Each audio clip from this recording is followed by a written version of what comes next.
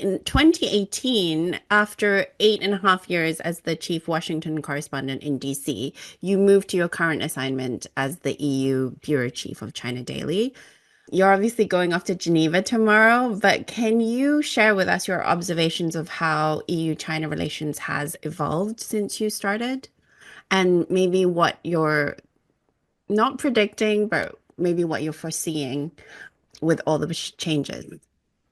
Yeah, it was very interesting again. I mean, when I arrived in Europe, it's November 7th, 2018. So it's 6.5 years ago. I didn't have much background about Europe. I mean, of course, in the US, it's related. I mean, you always heard talks about Europe. I mean, European business have been big in China, from Volkswagen, the first car company in Shanghai. So anyway, when I arrived in 2018, the mood was quite different from today because it was March 2019 when the European Commission, in its memo, they described China as so-called a cooperative partner, economic competitor, and systemic rival.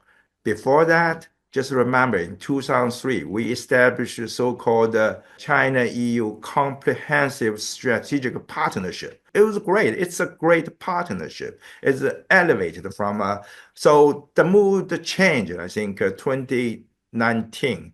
And I think it's largely because of the China-US relation has deteriorated. I mean, Europe, I mean, unfortunately, has been always influenced. I wouldn't use probably the word, it's too harsh for them, being dictated by the US in their policies and or coerced, I would say.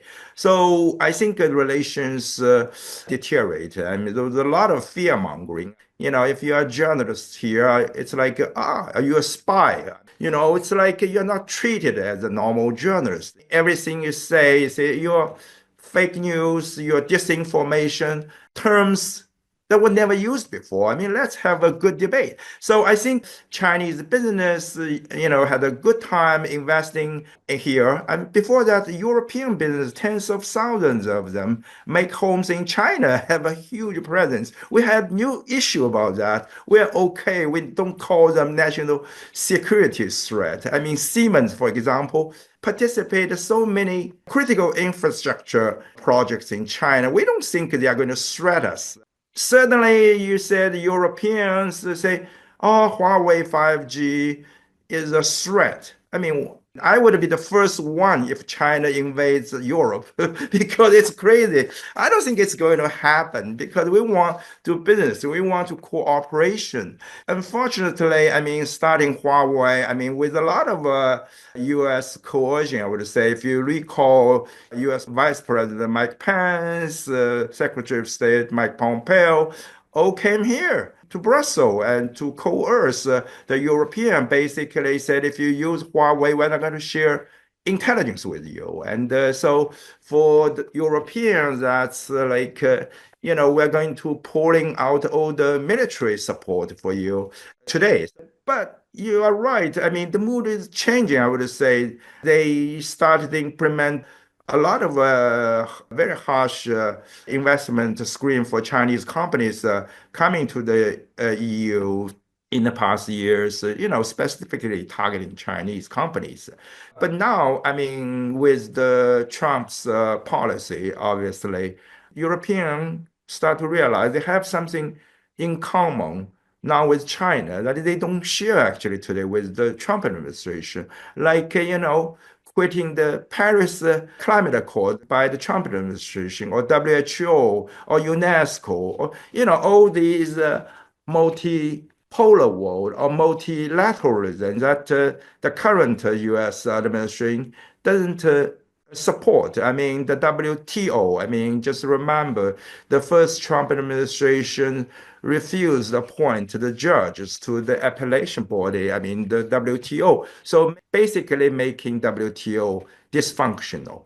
And China and the EU do both support WTO because we need a free trade, open global economy. I think Europeans start to realize that because after fear mongering about China as a global threat, after all, no one see China ever firing a shot at anyone, bomb any country or city, you know. So lies are lies. And so hopefully, I mean, there are signs of warming up because European Council President Antonio Costa, to European Commission President Ursula von der Leyen expect to visit China. I mean, mostly in July for the China-EU summit. And their rhetoric have toned down quite a bit, I would say, recently. Even, I mean, we don't see eye to eye on everything. We never see eye on eye, on everything since the very beginning of our relationship, which is 50 years old.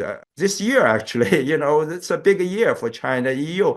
But we are able to manage the differences and develop a very robust relationship. I mean, we are each other's second largest trading partners.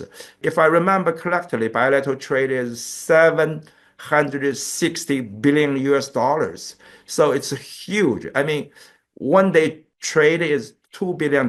That's a whole year trade in 1975 when we first established diplomatic ties.